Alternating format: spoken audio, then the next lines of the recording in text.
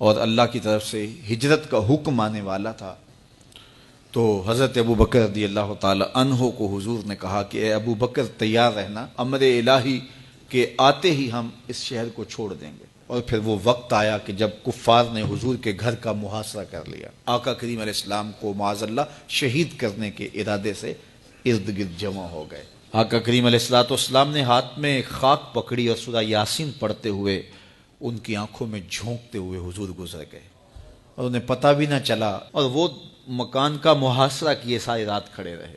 صبح بستر سے حضرت علی المرتضیٰ اٹھے، اللہ اکبر۔ تو آقا کریم علیہ السلام نکل گئے اور حضرت ابو بکر صدیق کے گھر تشریف لے گئے۔ اب دروازے کو دستک دینے لگے تو آواز آئی، حضور میں حاضر ہوں۔ حضرت ابو بکر صدیق تیار کھڑے تھے، تو کہا ابو بکر تم تیار ہو؟ کہا حضور آپ نے کہا نہیں تھا کہ تیار رہنا، کبھی ہجرت کا حکم آ سکتا ہے، تو میں تو اس دن سے ہی تیار رہتا ہوں کہ کب حضور آئیں اور جو فرمائیں میں وہی کروں۔ اور پھر وہاں سے لے کے حضور کو وہاں تک گئے، اور جبل سور کی چوٹی پر وہ غار ہے، اللہ اکبر، اس غار میں جانے سے قبل حضور کو باہر بیٹھنے کا کہا۔ عرض کی حضور ذرا میں غار کے اندر کے ماحول کا جائزہ لے لوں۔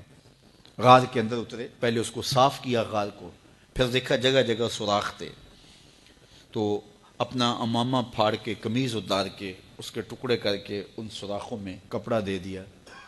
2 سوراخ ایک روایت کے مطابق، اور ایک روایت کے مطابق 1 سوراخ بچ گیا، اس میں اپنی ایڑی رکھ دی، اور پھر آواز دی جان عالم اندر تشریف لائیے۔ تو آقا کریم علیہ السلام غار میں چلے گئے، تو سیدنا صدیق اکبر رضی اللہ تعالی عنہ نے اپنی گود میں آپ کا سر رکھا اور حضور لیٹ گئے۔ اللہ اکبر، کیا منظر ہوگا!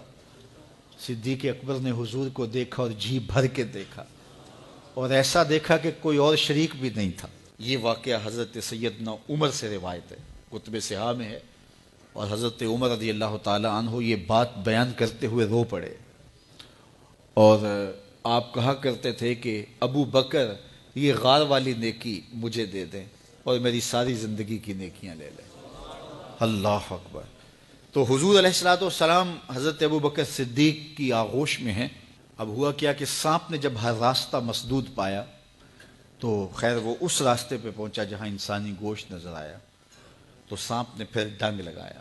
سانپ کا ڈنگ اچانک، تو انسان تو کپ کپا کے رہ جاتا ہے، اچانک تو چیونٹی کاٹ جائے تو انسان کپ کپا کے رہ جاتا ہے، چھپکلی گر جائے اچانک تو بندہ اپنے وجود کو جو ہے وہ متوازن نہیں رکھ پاتا، تو نیچے سے سانپ اور وہ ڈنگ لگا رہا ہے۔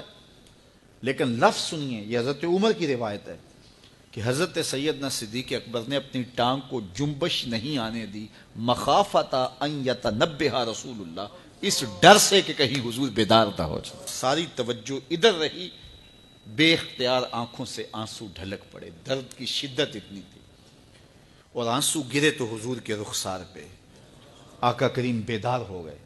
بیدار ہوتے ہی میرے حضور نے کہا مالک یا ابا بکر، ابو بکر کیا ہوا؟ تو یہ ہوتی ہے ہنگامی صورتحال۔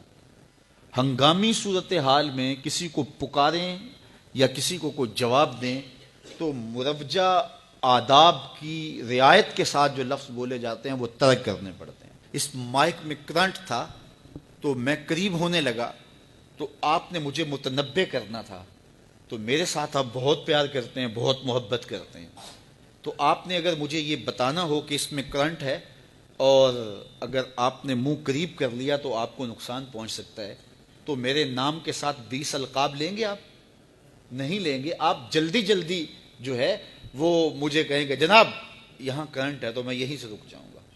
یہ تو ہے کہ آپ میرے لیے کر رہے ہیں، اور اپنے لیے کسی کو پکاریں تو پھر بھی یہی بات ہے۔ اللہ اکبر۔ اب حضور نے جب کہا نا مالک یا ابا بکر، ابو بکر کیا ہوا، تو اب ہنگامی صورتحال تھی نا، تو فوراً کہتے لدغت، ڈسا گیا مجھے سانپ نے ڈس لیا، فوراً یہ کہتے نا۔ لیکن حضرت ابو بکر